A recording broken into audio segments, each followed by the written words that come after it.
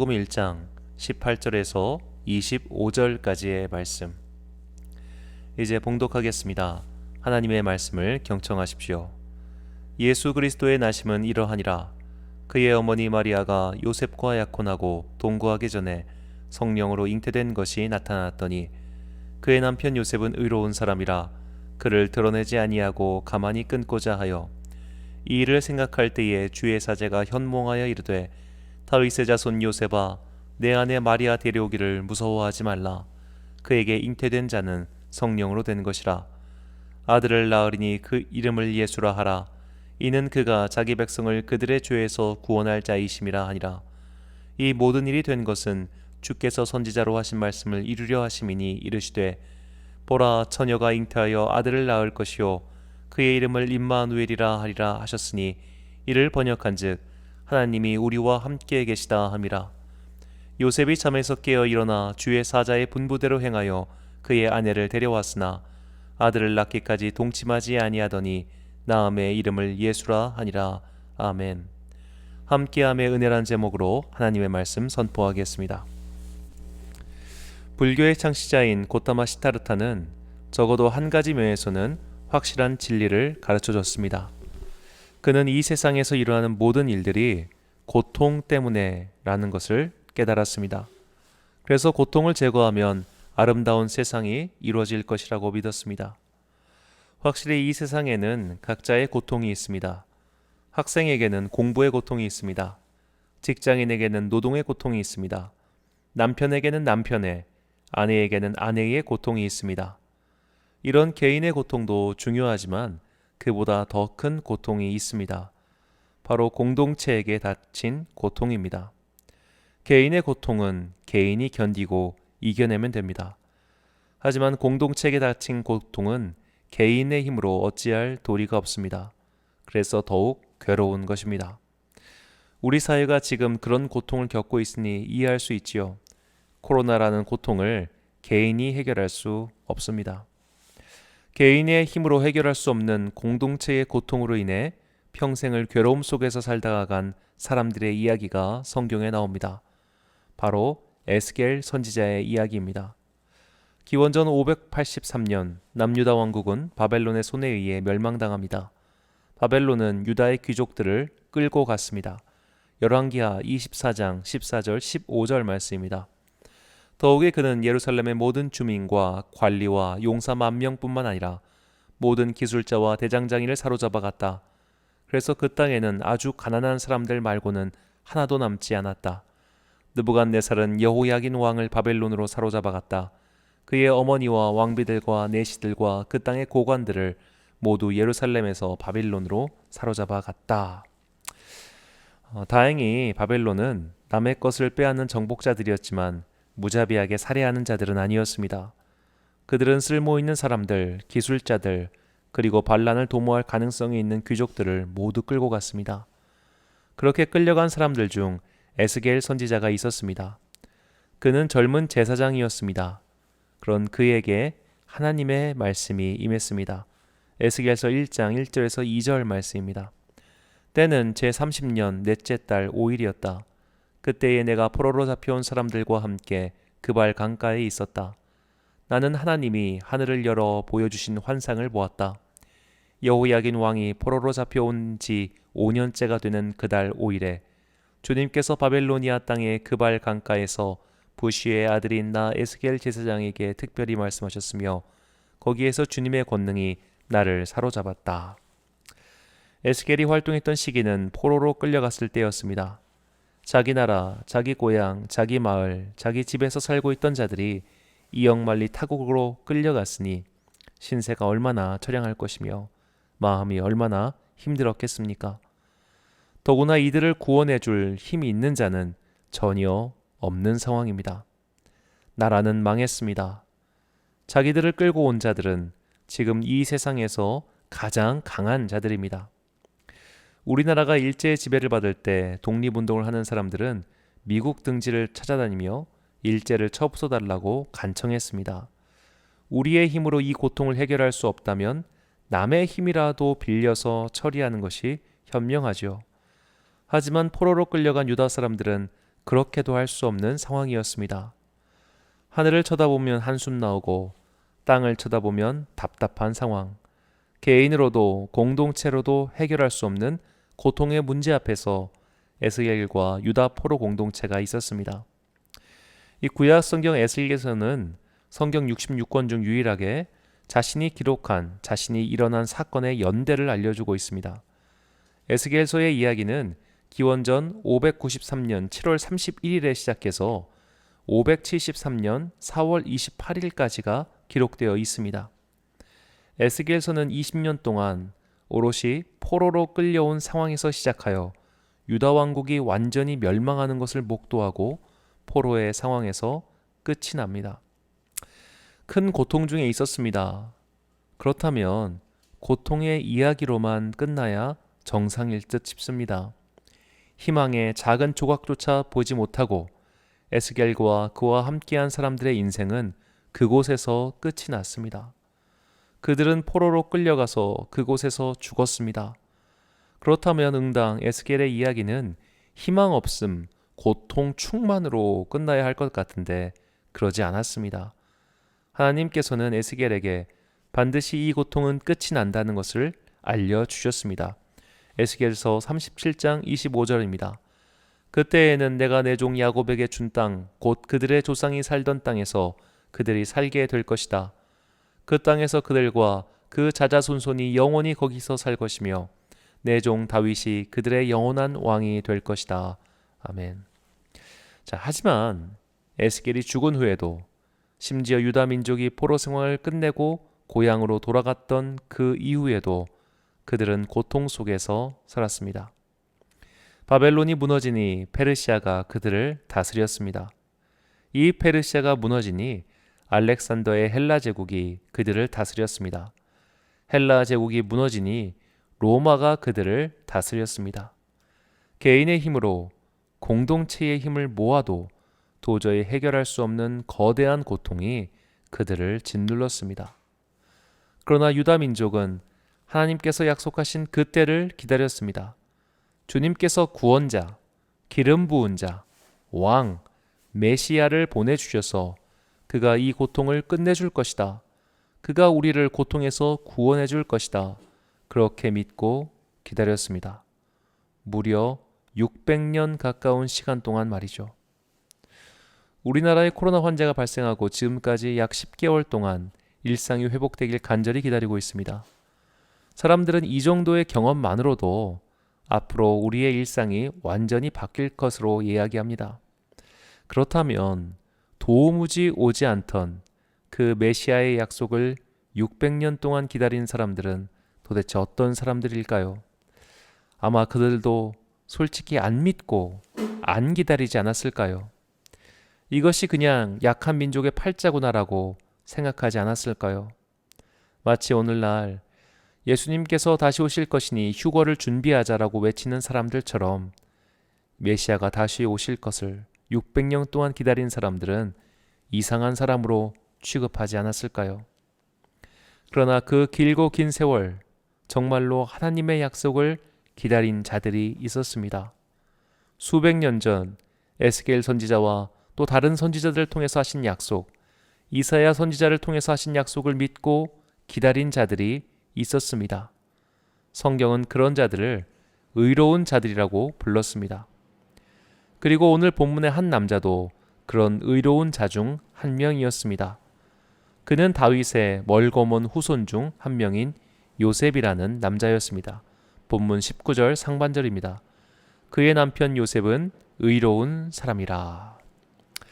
조선 왕조를 흔히 이씨 조선이라고 하죠. 이씨 왕조라고도 합니다.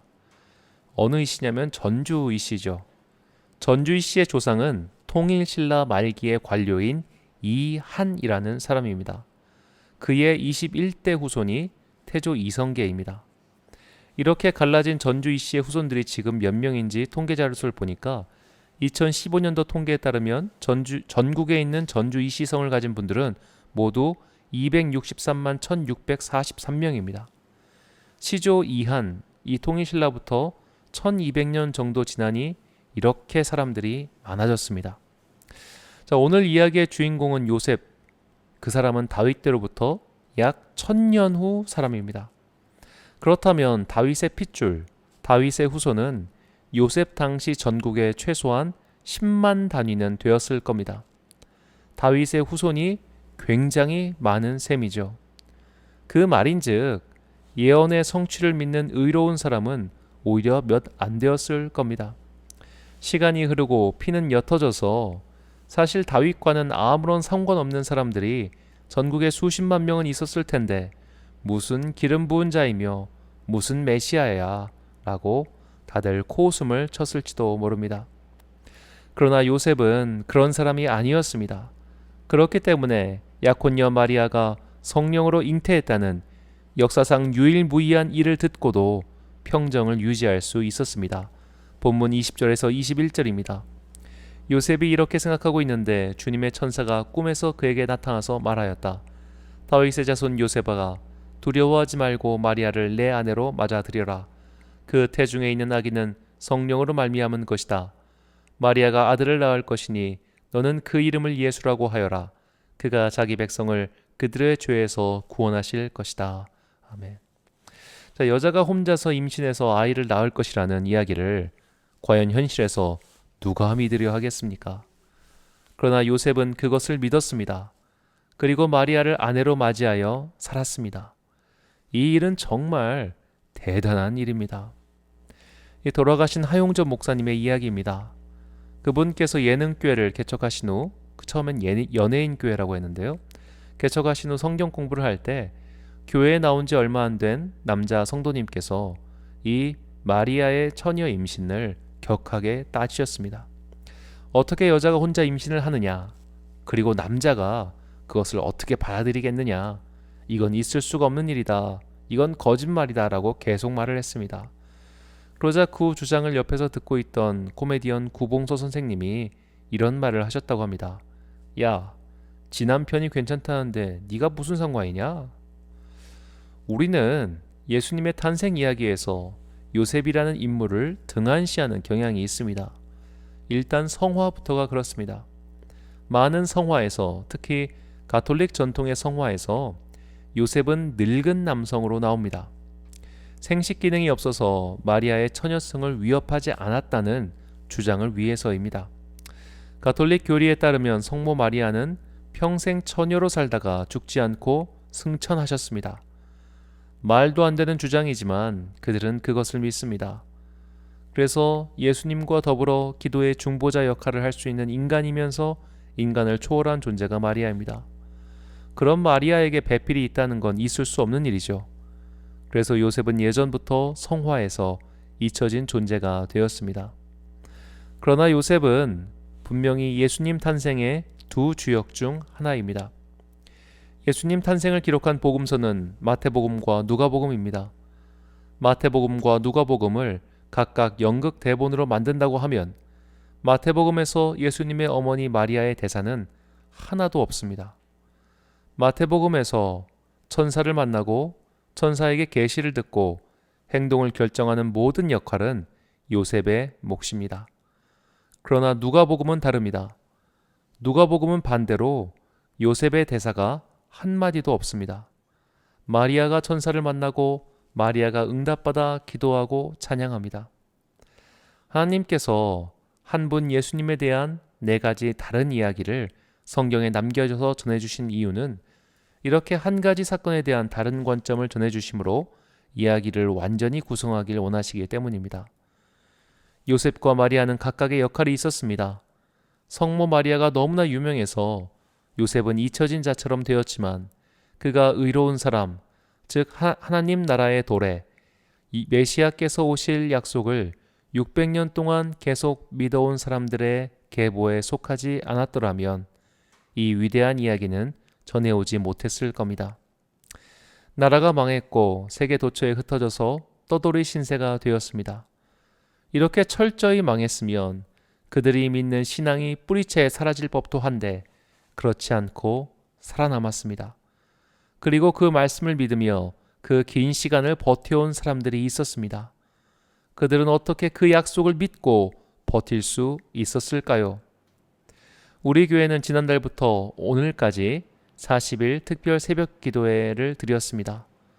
오늘 대림절 네 번째 주일이 정한 40일의 마지막 날입니다. 구약 성경에서 나온 여러 인물들의 삶과 기도를 살펴보므로 우리가 기도를 어떻게 해야 하는지를 배웠습니다. 기도의 요체, 기도의 진수는 하나님이 살아계신다는 것을, 이 진리를 깨닫는 것입니다. 하나님은 기도의 자동 판매기가 아닙니다. 500원짜리 기도를 하니 음료수 한 캔을 주시는 분이 아니란 소리입니다. 그것은 기계장치일 뿐 살아있는 것이 아니죠. 하나님은 24시간 근무하는 무오수 만능하인이 아닙니다. 하나님을 살아계신 하나님으로 대한다는 것은 그분이 지금도 우리와 함께 계신, 그리고 나의 목소리를 듣고 계신 분이라는 것을 믿는 겁니다. 너무나 당연한 기도의 기본이며 출발선이지만 어쩌면 그것이야말로 기도의 처음과 끝일 겁니다. 그분은 살아계신다. 그분은 내 음성을 들으신다. 내 마음도 아신다. 그러니 말을 신중하게 하자. 그러니 생각을 신중하게 하자. 이것이 기도이며 하나님과 교제하는 모습입니다. 기도하는 사람은 살아계신 하나님을 믿을 뿐만 아니라 느끼고 경험합니다. 이런 사람들이 대와 대를 이어서 몇백 년, 몇천 년 동안 약속을 기다립니다. 요셉도 그런 사람이었습니다. 하나님을 믿고 기도하며 살아계신 하나님을 경험한 사람이었습니다. 그러니 약속을 믿었고 오실 메시아를 기다렸습니다.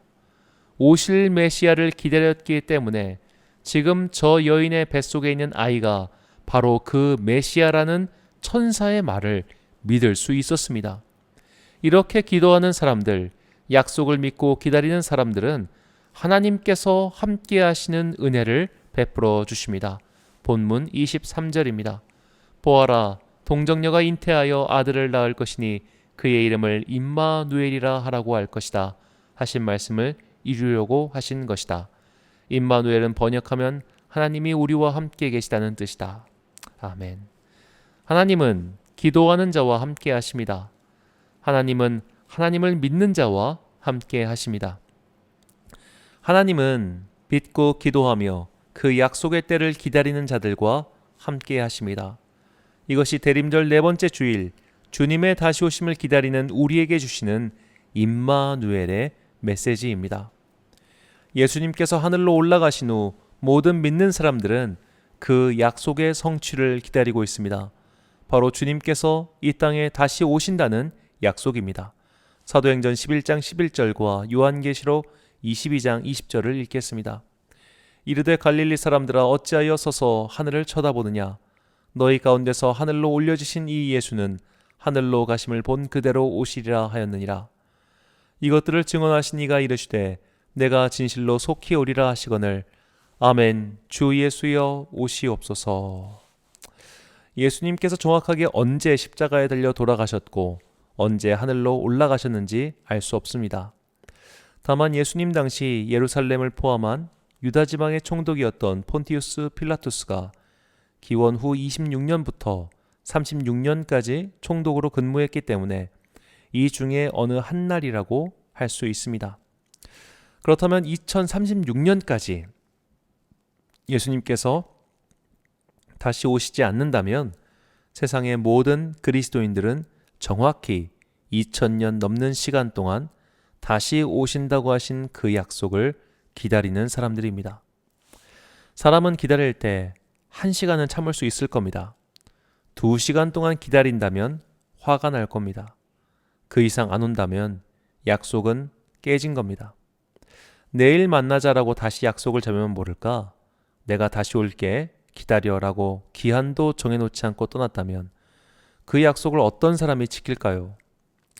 마치 전쟁터에 떠난 연인을 기다리고 가족을 기다리는 그런 간절함이 없이는 불가능할 겁니다. 연인이든 가족이든 살아있는 순간 그와 만났고 교제했고 그를 잘 아는 사람이나 기다리지, 그렇지 않다면 기다릴 리가 없습니다. 메시아로 이 땅에 다시 오실 예수님을 기다린다는 것도 이와 마찬가지입니다. 예수님이 지금도 살아계시고 나와 함께 하시는 임마누엘의 하나님이라는 것을 믿지 않는 사람이 어떻게 기다릴 수 있단 말입니까? 신앙의 외적 증거가 다시 오실 주님을 기다리는 것이라면 신앙의 내적 증거는 살아계신 하나님과 교제입니다. 하나님이 살아계시고 지금도 나를 알고 나와 함께 계심을 도무지 모르는 사람은 기다릴 수가 없습니다. 믿음은 이처럼 동어 반복 같은 순환이 계속됩니다. 믿으니 함께 하십니다. 함께 하시니 믿게 됩니다. 믿으니 기다립니다. 기다리고 있으니 함께 하십니다. 함께 하시니 또 믿게 됩니다. 사실 이것은 한 가지 양태, 한 가지 행동이지만 그 안에서 계속 순환하며 연결되어 강화시킵니다. 이 진리가 기도와 연결됩니다. 하나님께서 기도하는 자와 함께 하십니다. 또 하나님께서 함께 하시니 기도하게 됩니다. 믿음이 기도를 낳고 기도가 믿음을 강화시킵니다. 성경에 나온 모든 기도하는 사람들이 그랬습니다. 그들은 살아계신 하나님께 기도했습니다. 대답이 없는 우상이 아닌 살아계신 그분께 기도했고 기도의 대답을 들었습니다. 기도의 대답을 들은 그들의 기도는 더욱 구체적이며 살아있는 기도가 되었고 기도를 통해서 그들은 살아계신 하나님, 함께 하시는 임마누엘의 하나님을 만났습니다. 애통하는 여인 다말이 함께 하시는 임마누엘의 하나님을 만났습니다. 차별받던 여인 라합이 함께 하시는 임마누엘의 하나님을 만났습니다. 눈치 봤던 여인 룻이 함께 하시는 임마누엘의 하나님을 만났습니다. 손가락질 받던 여인이 우리아의 아내가 함께 하시는 여호와 임마누엘 하나님을 만났습니다. 600년 동안 약속을 믿어온 사람들의 계보를 통해 함께 하시는 임마누엘의 하나님께서 이 땅에 오셨습니다. 그렇다면 2000년이라고 하는 시간 동안 믿고 기도하며 예배하는 우리를 통하여 함께 하시는 하나님 임마누엘의 은혜가 임하게 될 것은 분명하지 않겠습니까? 사랑하는 로뎀교회 성도 여러분, 오늘은 주님의 다시 오심을 기다리는 대림절 네 번째 주일입니다. 이제 5일 후면 예수님의 탄생을 기뻐하는 성탄절입니다. 하지만 안타깝게도 올해 성탄절은 전염병의 확산으로 인해 많은 교회가 모이지 못한 채 예배를 드리게 될 것 같아 참 안타깝고 속상한 마음입니다. 그러나 이런 답답함에도 불구하고 믿는 자들은 여전히 주님을 기다릴 것입니다. 모든 믿는 자들은 함께 하시는 임마누엘의 하나님을 알기 때문에 믿으며 기다립니다. 그분의 때와 그분의 성취를 기다립니다. 600년을 기다린 의로운 사람 요셉은 그 응답을 제일 먼저 듣는 영광을 얻었습니다. 그렇다면 그보다 3배가 넘는 긴 시간 동안 2000년의 세월 동안 주님의 다시 오심을 기다리는 우리는 얼마나 큰 영광을 얻겠습니까? 우리는 믿기에 기도하며 기도하기에 믿음이 강해집니다. 살아계신 하나님께 함께 하시기에 우리는 기도하며 우리는 기도하기에 살아계신 하나님을 더욱 강하게 느낍니다. 그 함께함의 은혜, 임마누엘의 은총이 우리로 하여금 2000년의 시간 그 이상도 기다릴 수 있게 만듭니다. 하루 종일 기다려도 오지 않는 그 사람을 기다리고 있을 때 사람들은 바보라고 놀릴 겁니다. 마치 중국의 우화에 나오는 미생처럼 다리 밑에서 만나자는 약속을 지키려고 홍수가 났는데도 그곳을 떠나지 않아 죽은 어리석음을 비웃은 것처럼 2000년 동안 온다고 해놓고 오지 않는 그분을 기다리는 우리를 사람들은 분명히 어리석고 미신적이고 멍청하다고 얘기할 겁니다. 그러나 600년의 시간을 기다린 자들이 마침내 응답을 받은 것처럼 반드시 다시 오시겠다고 하신 그분을 기다리는 우리들은 모두 영생의 면류관을 얻게 될 것입니다. 야고보서 1장 12절입니다. 시험을 참는 자는 복이 있나니 이는 시련을 견디어낸 자가 주께서 자기를 사랑하는 자들에게 약속하신 생명의 면류관을 얻을 것이기 때문이라. 아멘. 살아계신 하나님, 임마누엘의 하나님께서는 우리에게 이 면류관을 주고 싶어 하십니다. 그래서 우리를 부르셨고 믿음의 선물을 주셨고 기도하게 만드셨습니다. 살아계신 하나님, 함께 하시는 임마누엘의 하나님, 그 은혜를 누리며 기도합시다. 예배합시다. 그리고 기다립시다. 주님께서는 2000년의 시간을 넘어서까지 기도하며 예배하며 기다리는 우리에게 반드시 영생의 면류관, 영광의 면류관을 주실 겁니다. 하나님 나라 천국 잔치에서 그 면류관을 얻어 기쁨을 누리는 여러분과 제가 되시길 간절히 축원합니다. 기도하겠습니다. 사랑과 은혜가 풍성하신 아버지 하나님, 대림절 4번째 예배를 드리며 주님을 기다립니다. 오늘로써 40일의 정한 기도가 끝을 맺었습니다. 그러나 이제부터 시작입니다. 주님께서 다시 오실 그날까지 기도하며 예배하며 기다리겠습니다. 그런 우리에게 살아계신 하나님의 은혜, 함께 하시는 임마누엘의 은혜를 풍성하게 내려 주옵소서. 어떤 사람들은 그 긴 시간 동안 응답 없는 그 약속을 믿고 기다리는 우리를 어리석다고 놀릴지도 모릅니다. 그러나 우리는 살아계신 주님을 알기에 그 약속이 반드시 이루어질 것이며 그것을 믿으며 오늘도 예배드립니다. 이번 대림절은 예년까지의 대림절과 달랐습니다.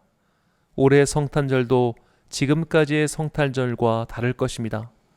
한 해 한 해 우리의 예배가 살아계신 하나님, 함께 하시는 임마누엘 하나님 은혜 속에서 더욱 간절하고 더욱 진실하게 하옵소서. 기다리는 자에게 성령을 주시고 끝까지 기다려서 승리한 자에게 영생의 면류관을 주시리라 믿습니다. 우리 모두가 더욱 성령 충만해져서 각자 인생의 마지막 날까지, 그리고 주님께서 다시 오실 그날까지 함께 하시는 임마누엘 하나님의 손을 붙잡고 걸어가는 참 성도가 되게 하옵소서. 대림절과 성탄절 사이 함께 하시는 예수님의 은혜가 더욱 풍성히 임하길 간절히 바라오며, 이 모든 말씀 우리를 사랑하시는 예수 그리스도의 이름으로 기도합니다. 아멘.